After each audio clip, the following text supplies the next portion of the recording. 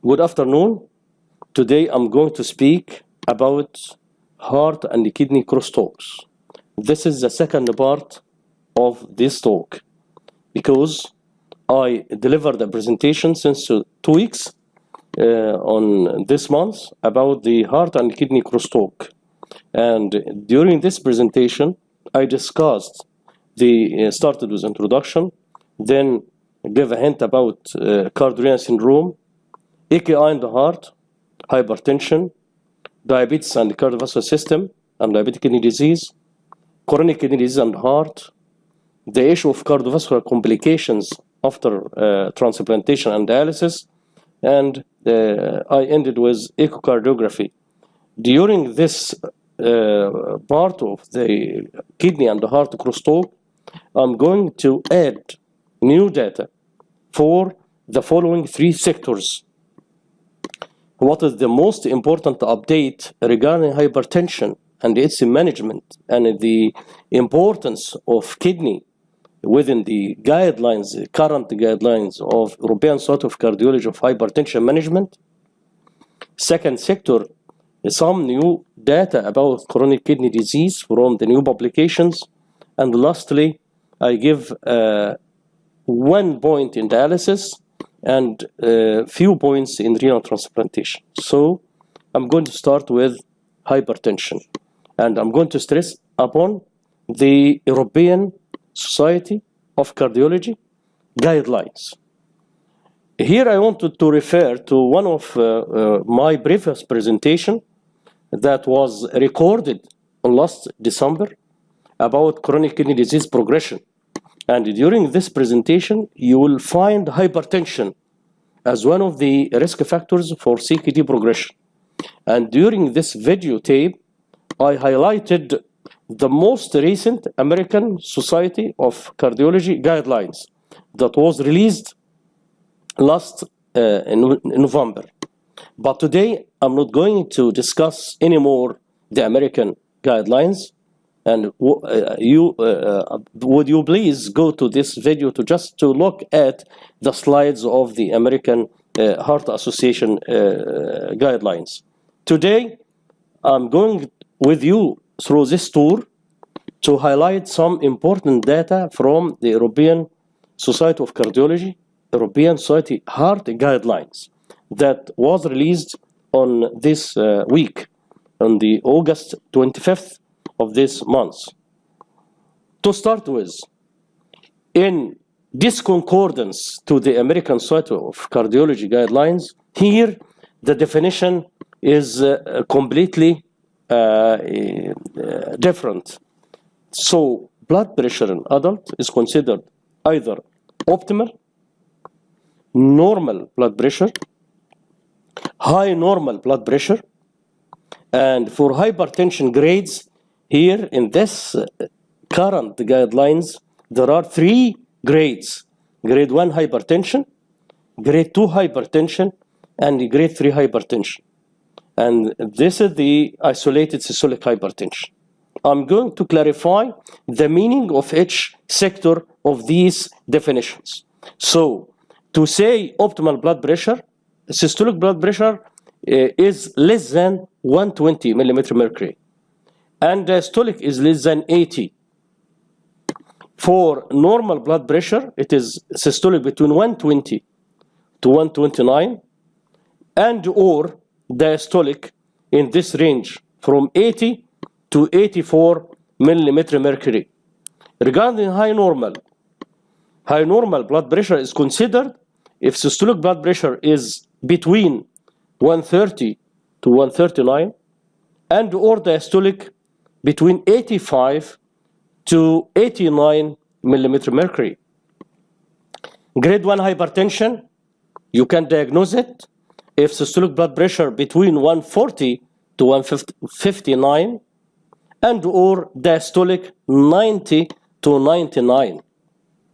Grade 2 hypertension, systolic between 160 to 179, and diastolic between 100 to 109. Grade 3 hypertension, if systolic above 180 and diastolic above or equal 110. isolated systolic hypertension, this means that the systolic blood pressure should be less than 90. So in systolic hypertension, the systolic blood pressure is less than 90. And then you can find systolic either in grade 1, so we have grade 1 systolic, grade 2 systolic, and grade 3 systolic, isolated systolic hypertension, if systolic blood pressure in the range of grade 1 or grade 2 or grade 3, so long as the systolic blood pressure is less than 90. Here I have a question for Dr. Samar.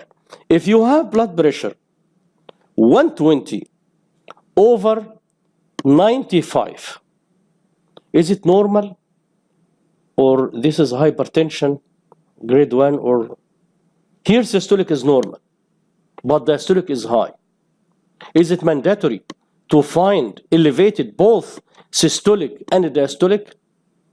It is not mandatory to diagnose hypertension to find high systolic and diastolic. Which should I consider, the good or the high blood pressure? I should consider the highest reading. So if you find systolic or diastolic is normal and the other is high, I look at the high, and I look at its grade. Suppose that the example that I asked, 120 over 95. 95 diastolic is here within the grade 1 hypertension, so it is grade 1 hypertension. So it is completely different from American Heart Association guidelines. So please go and compare. One of the important issues, either in American or European society guidelines, is the issue how to measure blood pressure in the office. How to measure it in the office? These are the rules. Patients should be seated. So we measure seated and not supine blood pressure. So seated blood pressure, but seated comfortably. This is before measurement. The patient should be seated comfortably in a quiet environment for 5 minutes before beginning blood pressure measurement. So this is before measurement, is to offer him a good environment, quiet environment, to stay seated comfortable for 5 minutes. And then 3 blood pressure measurements. So 3 blood pressure measurements should be recorded 1 to 2 minutes apart. And additional measurement only if the first 2 readings differ by more than 10. Okay, so I can measure 3, 4, 5, so long as there is discrepancy in the frequency in the recorded blood pressure measurements. Blood pressure is recorded at the average of the last 2 blood pressure readings. So it is quite complicated. And if you look at this point, and you look at your practice and my practice, we don't do this. And this is one of the most important issues to be followed. If we wanted to follow the figures in the guidelines, we should be sure that we follow the recommendation for measurement of blood pressure.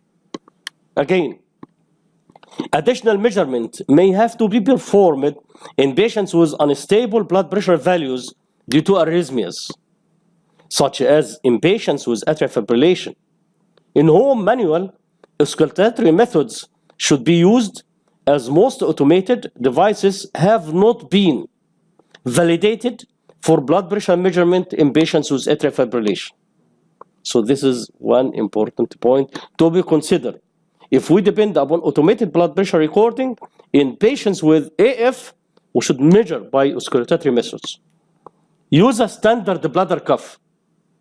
And these are the sizes. You can look at the values. 12 to 13 centimeter, this is the wide, and the 35 centimeter is the long. This is the long, and this is the wide, the width of cuff. And this cuff will be suitable for the most of patients. But have larger and smaller cuffs available for larger. If the arm circumference above 32, you need larger cuff. And if the thinner arm, you need smaller cuff.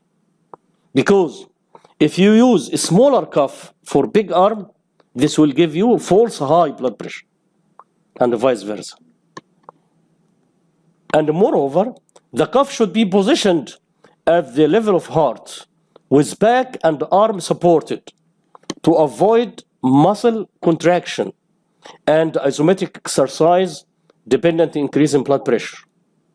When using auscultatory method, use phase 1, so the first appearance of a sound, and phase 5, sudden reduction or disappearance for systolic and diastolic blood pressure respectively. Measure blood pressure in both arms in the first visit, and to detect the possible difference between the two arms, and use the arm with the higher values. If you find 130/90 in the right arm and 140/90 in the left arm, use the left arm so long as it is higher. So we respect the higher readings. Measure blood pressure 1 minute and 3 minutes after standing from a seated position in all patients at the first measurement, to exclude orthostatic hypotension. Lying and standing blood pressure measurements should be considered in subsequent visits in older people who are more prone to postural hypotension, people with diabetes, and people with other conditions in which orthostatic hypotension may frequently occur. Record heart rate and use pulse palpation to exclude arrhythmias. So I give an important time for how to measure blood pressure, because it is very precious. And this is one of the pitfalls in the real practice in the dealing with blood pressure and its management. We don't apply the standard of care for measurement of blood pressure. Okay? So we have here, this is the definition of hypertension according to office. Ambulatory. What's meant by ambulatory is to have ambulatory device is to measure blood pressure through 24 hours.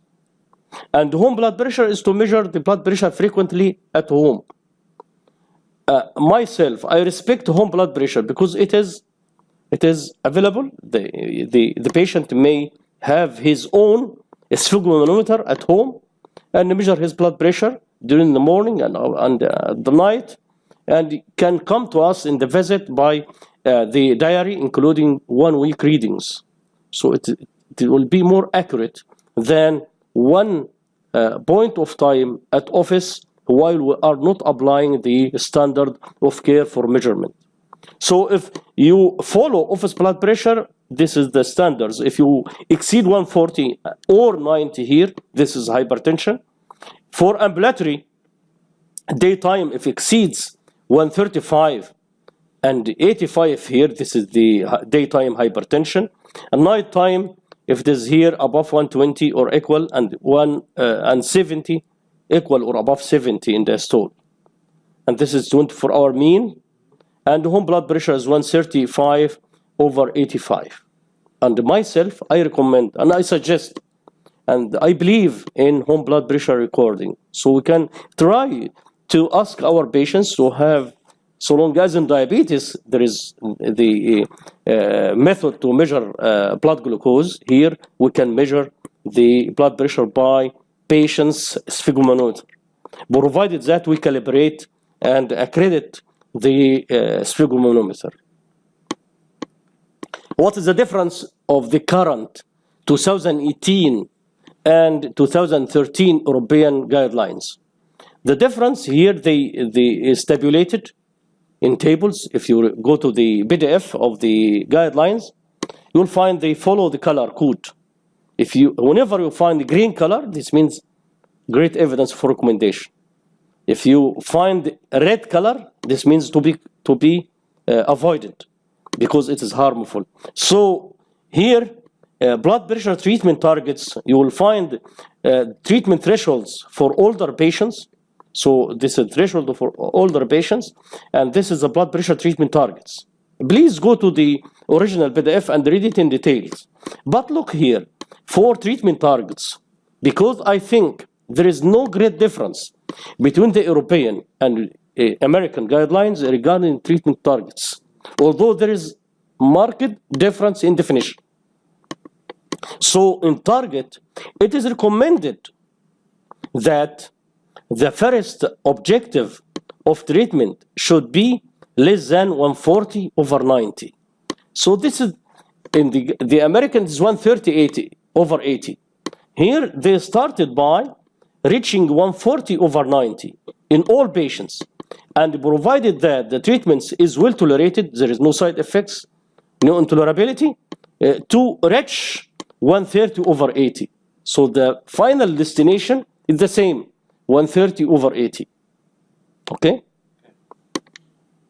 In patient less than 65, in young patients, it's recommended that systolic blood pressure should be lowered to 120 to 129, less than 130. Okay? In most patients. So for patients between 65 and 80, in older patients, I'm not going to read 2013 guidelines. It's enough to just to read the 2018. It is green color, means strong evidence and of recommendation. For patients older than 65, it is recommended that systolic blood pressure should be targeted to a range 130 to 139. Okay? For patients over 80, 130 to 139. And here the systolic blood pressure targets in yellow color. This means that it is the evidence is not strong, but here the systolic pressure target of less than 80. If you look at 2013, it was less than 90. So the trend is toward lower blood pressure, considered for all hypertensive patients independent of the level of risk and comorbidities. This is one of the most important slides, because don't forget, I'm speaking about kidney and heart crosstalks. Where is kidney here? It is hypertension. Hypertension is a specialty between kidney and the heart. But here, look at the level of kidney function. Here, this is severe CKD, chronic kidney disease, stage 4. Stage 4, it is a stage of estimated GFR is less than 30.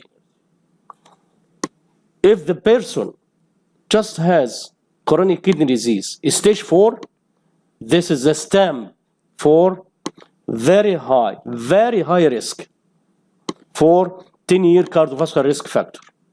So just only estimated GFR less than 30, it is a state of very high cardiovascular risk.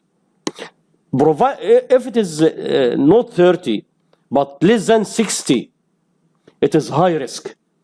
So chronic kidney disease is a bad news, because if it is mild CKD, stage 3, it is high risk cardiovascular. If it is stage 4 or 5, it is very high cardiovascular risk.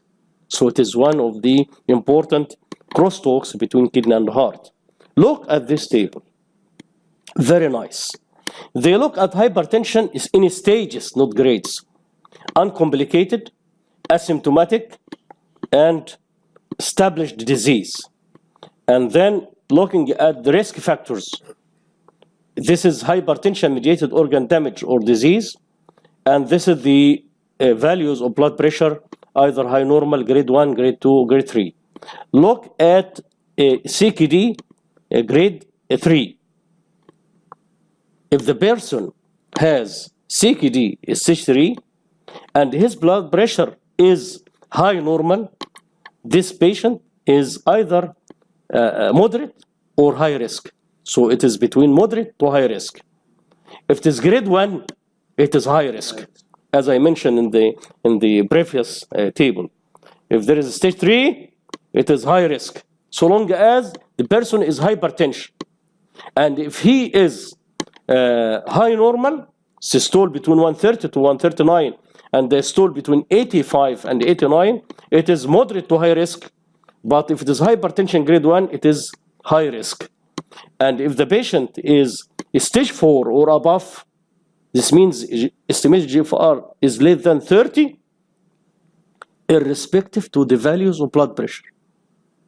even if it is high normal, just high normal blood pressure, the patient is very high risk.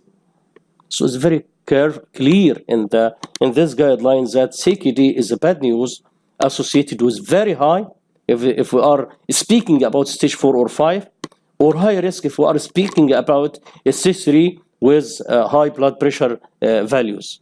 Even if the blood pressure is high normal and the patient is stage 3, it is moderate to high risk. And if it is stage 4, even if high normal, it is very high risk. Okay? So, how to treat hypertension? According to the European Society of Cardiology, for all values, starting from normal values, we should adopt healthy lifestyle. And I'll mention them in one of the slides.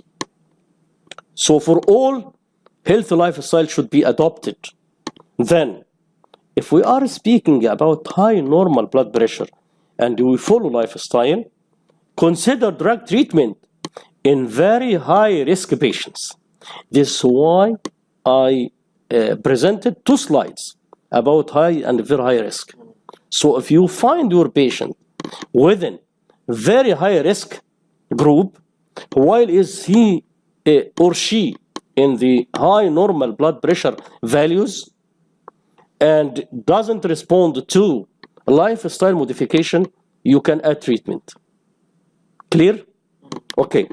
If it is grade 1 hypertension and after lifestyle, here you can add immediate drug treatment in high or very high risk patients with cardiovascular disease, in renal disease, or hypertension mediated organ damages. Drug treatment in low moderate risk patients without cardiovascular disease, renal disease, or hypertension mediated organ damage after 3 to 6 months. So if the patient is high risk from the beginning, you can add immediately drugs. You can wait for 6 months if he's in mild to moderate risk. In grade 2 hypertension, yes, we follow adopting a healthy lifestyle, then immediate drug treatment in all patients, aim for blood pressure control within 3 months. And in grade 3 hypertension, after lifestyle modification, immediate drug treatment for all, and aim for blood pressure control within 3 months. So here in grade 2 and grade 3, the recommendation is the same. And this is the summary of office blood pressure threshold. What does it mean, threshold? What do I mean by threshold, Dr. Samar? What's meant by threshold for treatment? If I reach this level, I should treat. So the threshold, here we are speaking about kidney and heart.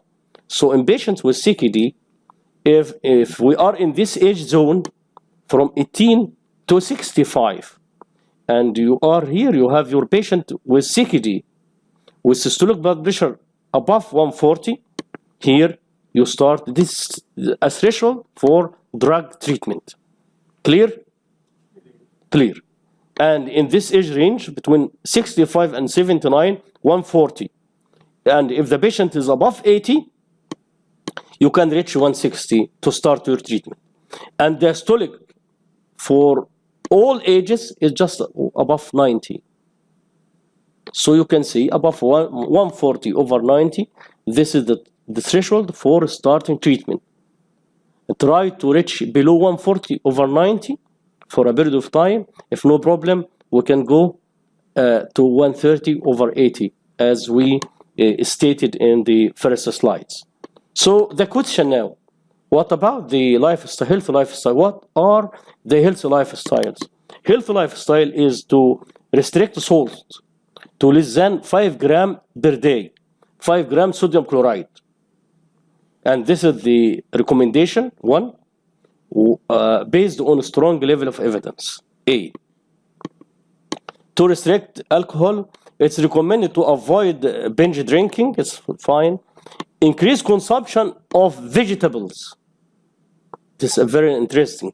This was known before as DASH. DASH diet means diet approach to stop hypertension. One of the important components of DASH is to encourage increased consumption of vegetables, fresh fruits, fish, nuts, and unsaturated fatty acids. It's very crucial, like olive oil. Okay? And low consumption of red meat. So we should encourage against the red meat. And the consumption of low-fat dairy products are recommended. And this is one, means recommendation, and the level of evidence is a strong level of evidence.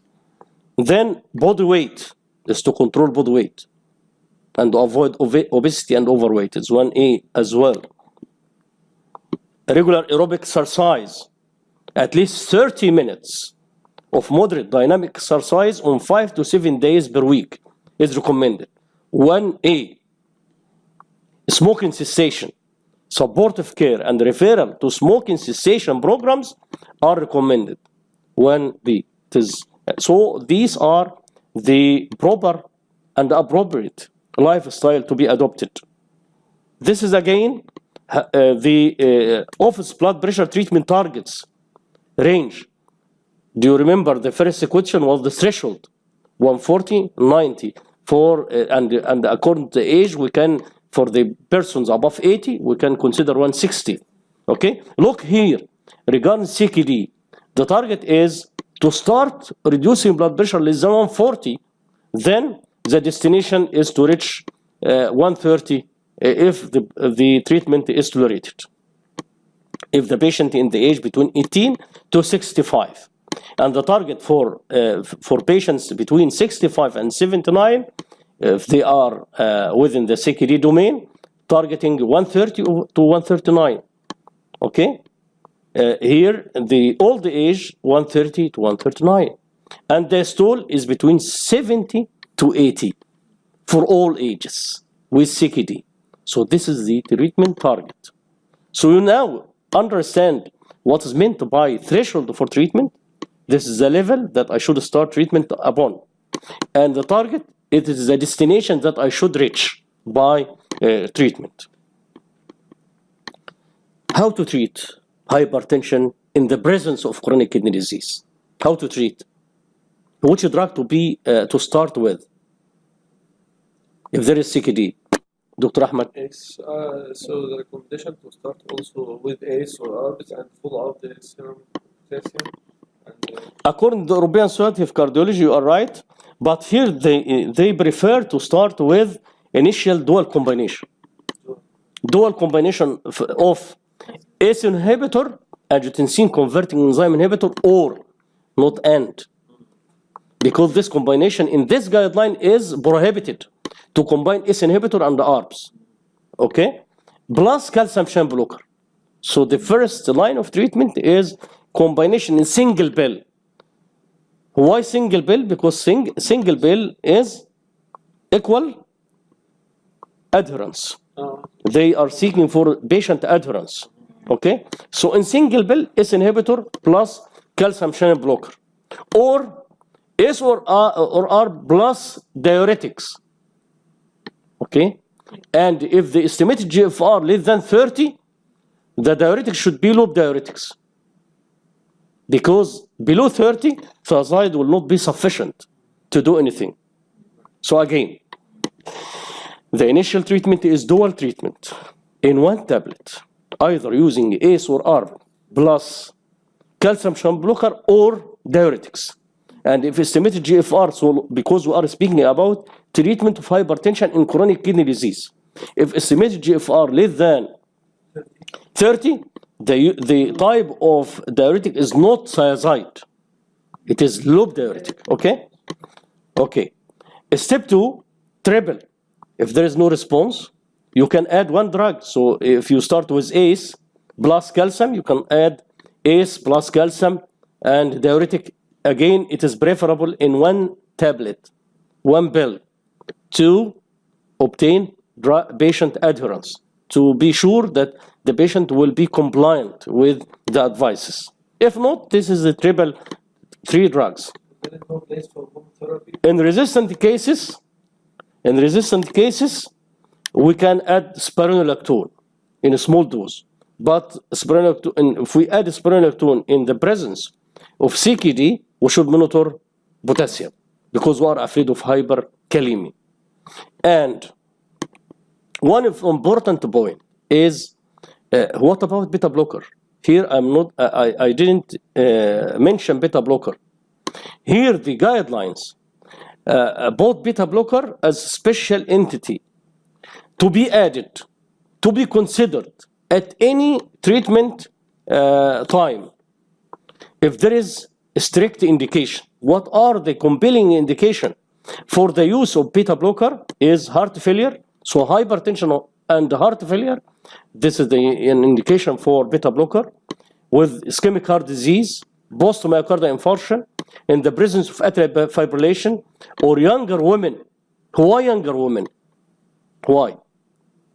Because in younger women, if this young lady is seeking pregnancy, here there will be a problem with the use of ACE or ARBs. So here, beta blocker can replace ACE or ARBs. So this is the line of management of hypertension in CKD.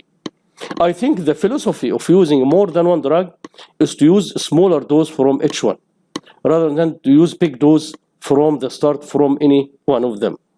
I think so.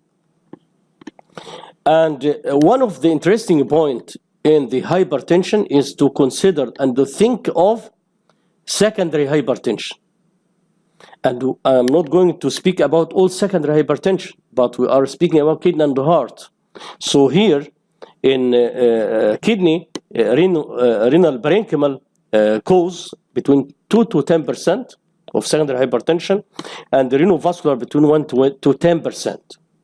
And here, when to think of renovascular in older patients with first discovery of hypertension in older patients, we should think of renovascular, widespread atherosclerosis disease, especially in the presence of peripheral arterial disease in a diabetic patient, smoking, recurrent flash pulmonary edema, and abdominal bruit. In this scenario, we can be sure that there is renal artery stenosis by applying radiological investigation like Doppler and angiography by CT or MRA.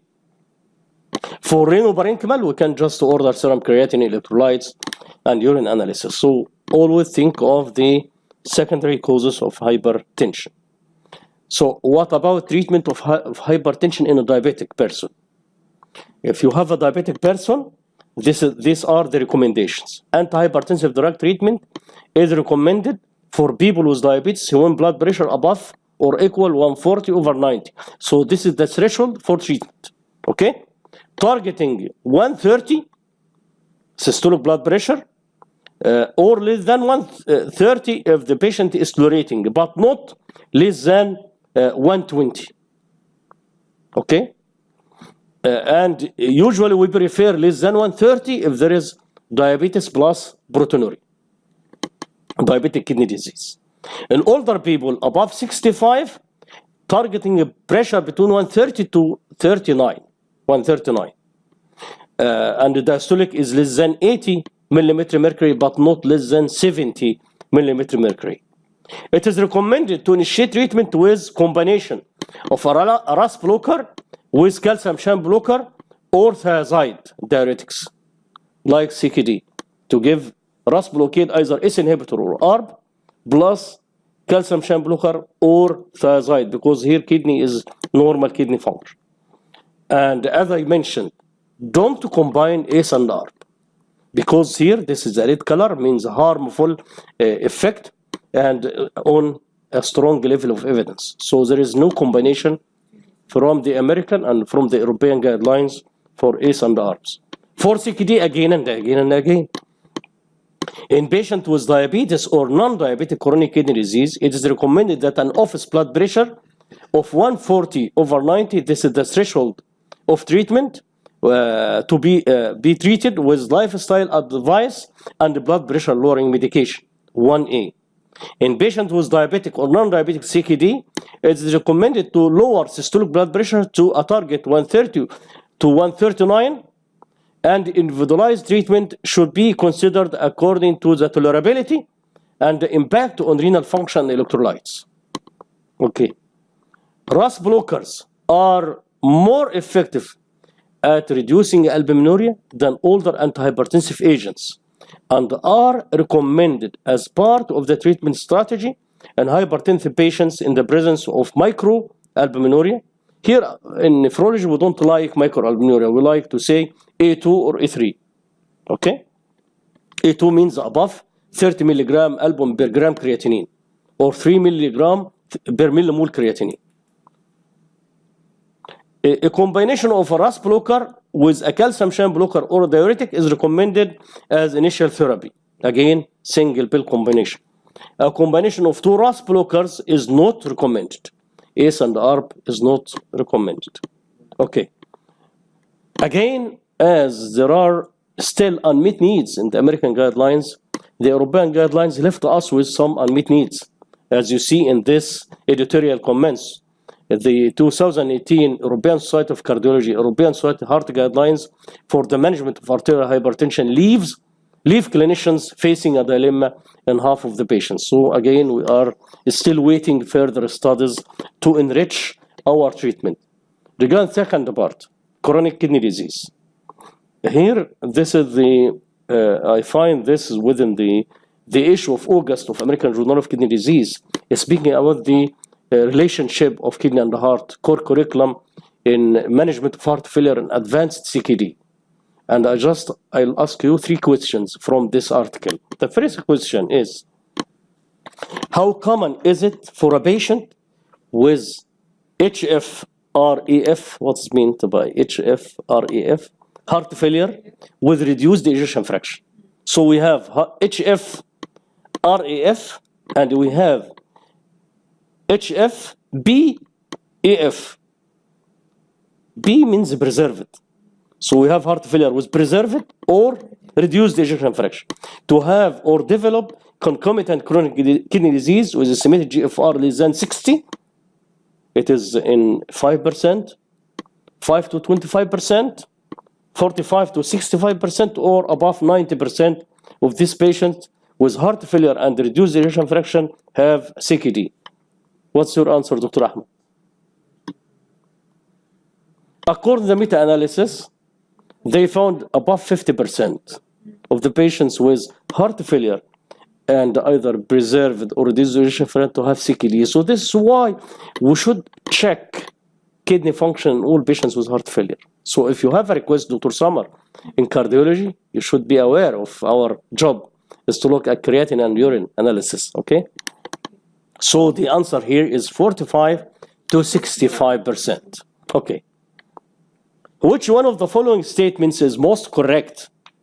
With more severe stages of CKD, the risk for death in patients with heart failure increases significantly. Cardiac resynchronization therapy, CRT, is indicated in all patients with heart failure and reduced ejection fraction regardless of kidney function. CRT is indicated in all patients with CKD, stage 1 to 3. Most studies of heart failure with reduced ejection fraction included patients with CKD, stage 1 to 4. Which is the correct statement, Dr. Ahmed? The last one, most studies include patients with CKD stage, I believe number 1. Yes, because in the cardiac resynchronization therapy is not well studied in the established CKD, and usually the cardiologist studies doesn't focus on CKD. And here's 1 to 4, it is a wide range, but it is evident from many literature and many epidemiological studies that patients with more severe stage of CKD, the risk of death increases in heart failure or no heart failure, because CKD is bad news, as shown from many epidemiological data, and one of the best of them is United States Renal Data System. CKD equals death, increases death. The last question in this core curriculum, Dr. Samar, what do you expect? The effects, what effects or effects does withdrawal of ACE inhibition have for patients with heart failure and reduced ejection fraction and CKD? Immediate relative increase in estimated GFR, immediate relative increase in cardiac function, slow progressive decline in cardiac function, immediate increase in serum potassium concentration, or combinations. What is the answer? What is the best statement? ANC. The answer is right. It is A and C. So if we release ACE inhibitor, because as we discussed before this presentation, that ACE inhibitor leads to efferent vasodilatation, so it will reduce GFR. If we stop them, GFR will increase. Okay. But one of the most important statements, while GFR will increase, don't forget the heart. The heart status will be deteriorated. There will be slow, progressive decline in cardiac function. What is the implication if we know this statement in nephrology? That we shouldn't be rushing in stopping ACE inhibitor. And we'll stop them if there is clear indication to stop them. Okay?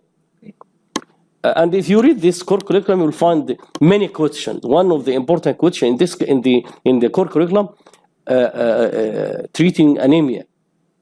So in heart failure with advanced CKD, there is no clear indication for ESA therapy so long as hemoglobin is above 9 or 11.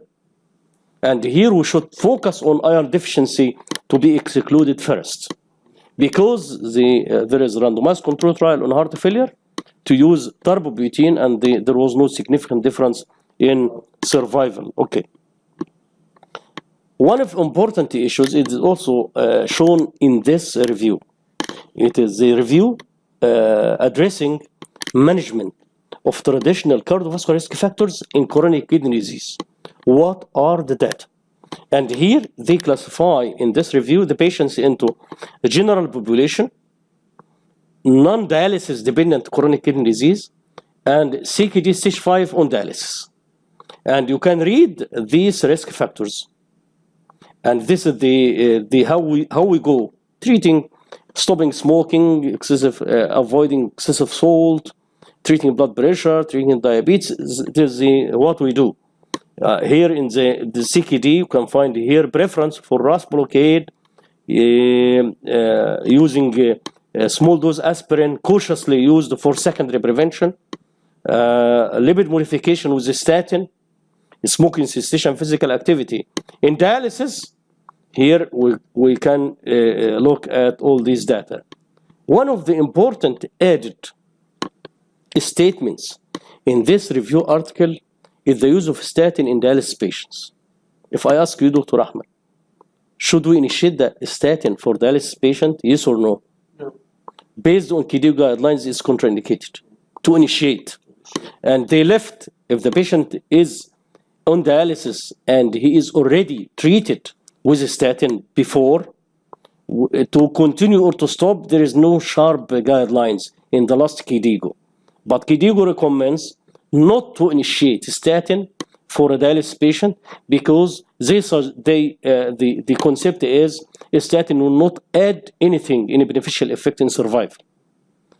Look here. You can read Dr. Ahmed, please. A KDUKI statement on top of KDIGO. Add to KDIGO guidelines to consider statin initiation if recent acute coronary event, young age, or longer life expectancy, or on transplant waitlist. So and here dialysis patient with diabetes. Patients with diabetes should follow American Diabetes Association. Yeah, okay. So here this is the door is opened to use a statin if the patient will live longer in young. If there is acute coronary syndrome in a young patient, so he is on dialysis, we can initiate a statin. So this is a relatively new concept for us as nephrologists. And if you read in detail this review, you'll find a lot of details, including even gaps, knowledge gaps. And if you read the knowledge gap, you can know that we need a lot of research to find an answer for this compelling indication. Like what is the best blood pressure target? We don't know exactly how to use the treatment, etc. Regarding statin intensity, this is I mentioned this slides within the first presentation, but I didn't clarify the dose of potency of the statin because there was a problem in the animation. Here I want to stress upon the difference in the intensity. We have high intensity statin, moderate intensity statin, and low intensity statin. High intensity statin, according to this reference, includes simvastatin 80 milligram besides the already known high intensity statin, atorvastatin 40 to 80, or rosuvastatin 20 to 40. What's meant by high intensity statin, Dr. Samar, is to reduce LDL less than 50% by more than 50%. Okay? So this is and if I reduce LDL by more than 50%, this is very strong. This is potent drugs. Moderate intensity statin, atorvastatin between 10 to 20, rosuvastatin 5 to 10, simvastatin 20 to 40, bravastatin 4 to 80, etc. Low intensity, in moderate intensity statin, LDL is reduced between 30 to 50%, and in low intensity is reduced less than 30%. And these are the members of statin and their dose. Be aware that atorvastatin and rosuvastatin are not considered at all as low intensity. They are either moderate or high intensity statin.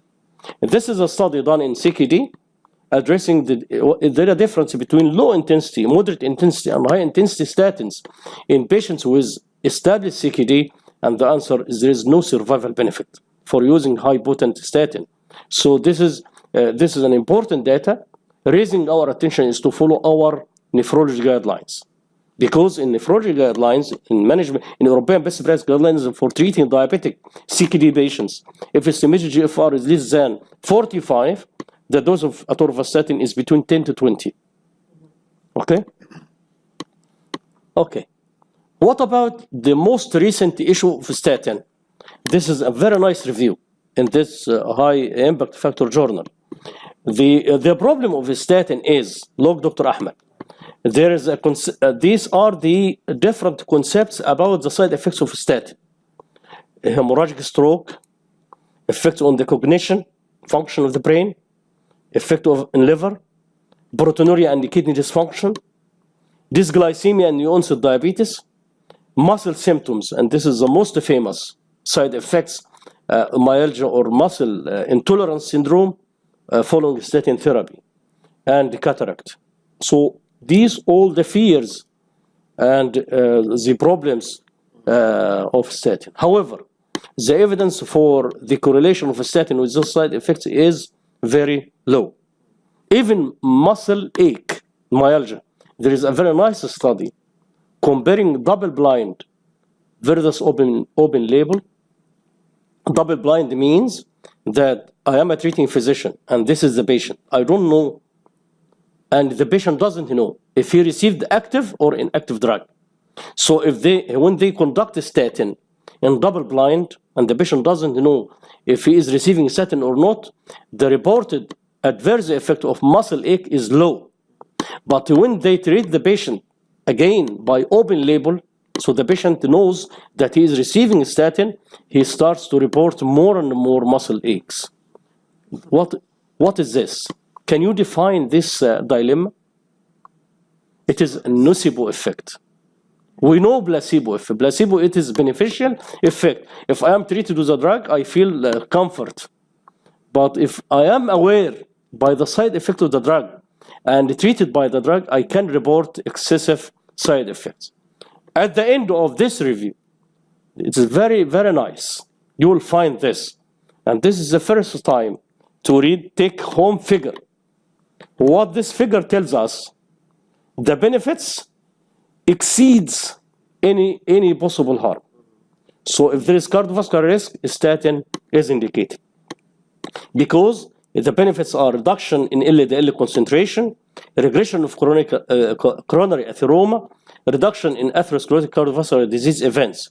No evidence to support adverse effects of statin on cognitive function, clinically significant renal deterioration, or risk for cataract, or hemorrhagic stroke in patients without prior stroke. And the potential risks, moderate risk of new onset diabetes, but the benefit on survival and atheroma outweigh this risk. muscle symptoms, but be aware of the nocebo effect that I just explained. Very rarely, clinically relevant liver injury. Possible increase in the risk of hemorrhagic stroke in patients with a prior stroke suggested by this data. Okay? So again and again, this figure is very fantastic. The benefits of a statin, when indicated, outweigh the risk of them. The last sector of this presentation is renal replacement therapy. Do you remember this slide of dialysability of carvedilol is not dialysable? And I mentioned in the first part, please don't use atenolol in dialysis patient because it is extensively dialysable, maybe associated with arrhythmias, with intradialytic hypertension, and my recommendation was, in the first part, is to use carvedilol. But the honesty, I read this article. This is an article comparing carvedilol versus metoprolol. Is there a difference between them? Look at the data. This is a study. They stop beta blocker for 6 months and start to initiate beta blocker in dialysis patients, either carvedilol or metoprolol, without 180 days exposure to beta blocker. So it is initiation, and the patients are followed up after that. Look at the data. The number is sufficient, 27,000 hemodialysis patients. The 9,000 are treated with carvedilol, and 17,000 are treated with metoprolol. What's your expectation, Dr. Samar? The data is, in comparison to metoprolol, carvedilol is associated with increased all-cause mortality and cardiovascular mortality, either on an adjusted or adjusted analysis. And this was if we initiate them for treating hypertension, as shown in this table. Here, if you look at the hazards for initiating the drugs for treating hypertension, this is metoprolol, and here 9% increase, between 2% to 17% increase in the risk of mortality if we treat the patient because of hypertension. But this bad effect disappeared with heart failure and atrial fibrillation. So this data gives safety, some safety for metoprolol. So according to this data, either carvedilol or metoprolol. But if the problem is intradialytic hypertension, carvedilol is better. Why? Because it will solve this problem. Why there was excessive mortality with carvedilol in hypertensive patients? Because they found that carvedilol is more potent, and it was associated, as observed, by intradialytic hypotension. So mortality excess was on patients who had related to the carvedilol. So this is, for honesty, this is the data. Okay. So as I mentioned, for patients with well-established intradialytic hypotension, there was excessive mortality in relation to the metoprolol. Regarding transplantation, this is the last 3 slides. If you want to read in details, in summary, in the same time, the cardiovascular disease after kidney transplantation, please go to these 2 references. Seminars in nephrology in May, or this article in Transplant International.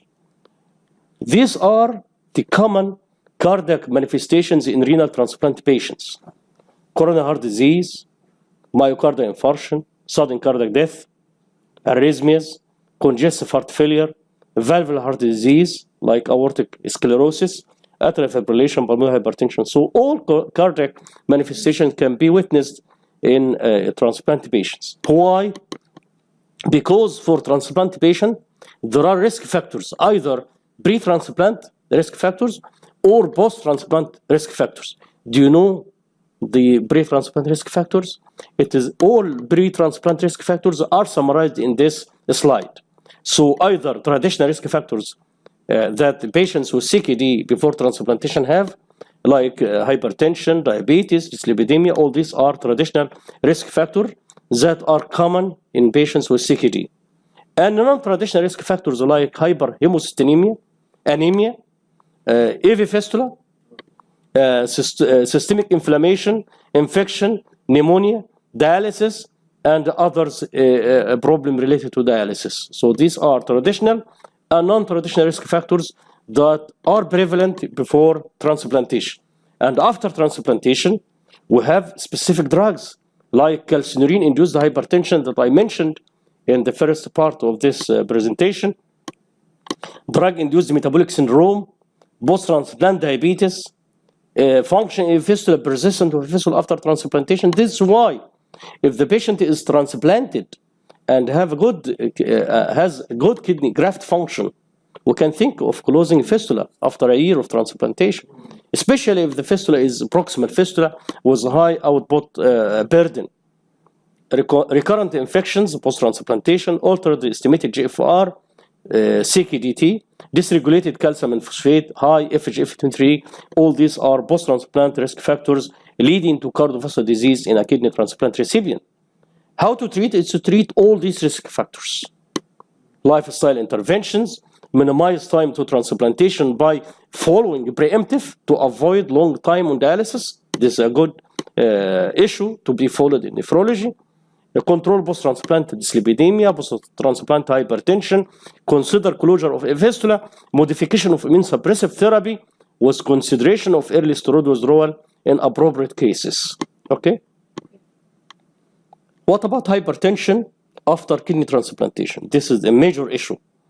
Hypertension post-transplant. This is a very nice review in the transplantation review about hypertension.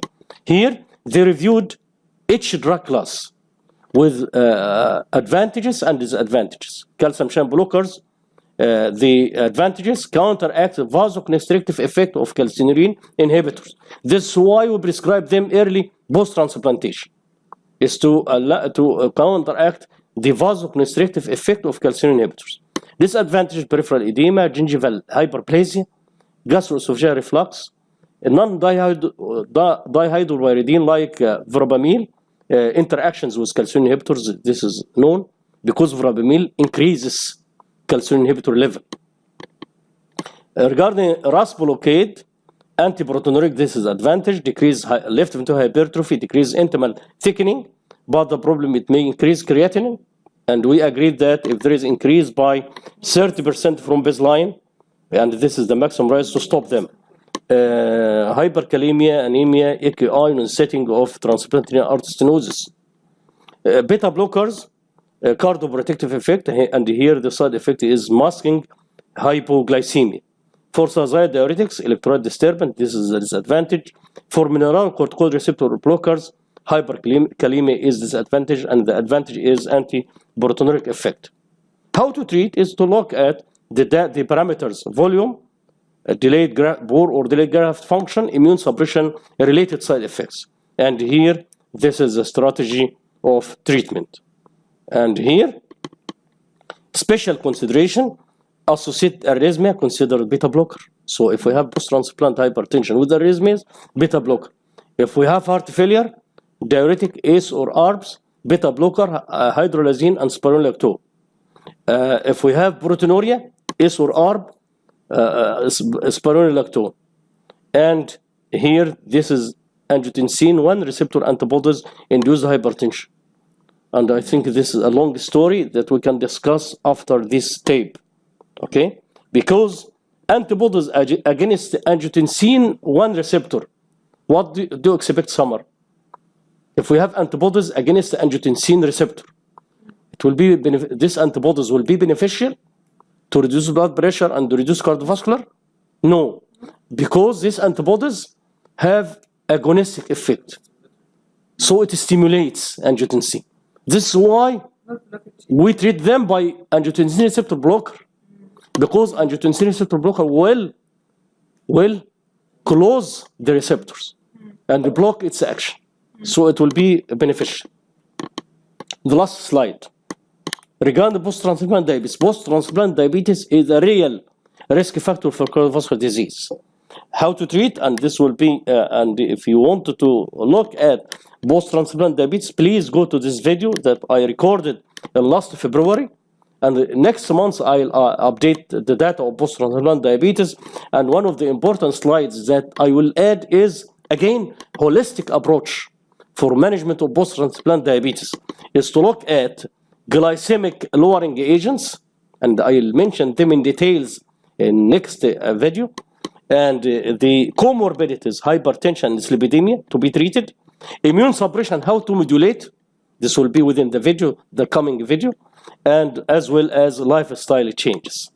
So at this point, again and again, always there are gaps, and we are waiting research and further training and education to fill the gaps in medicine.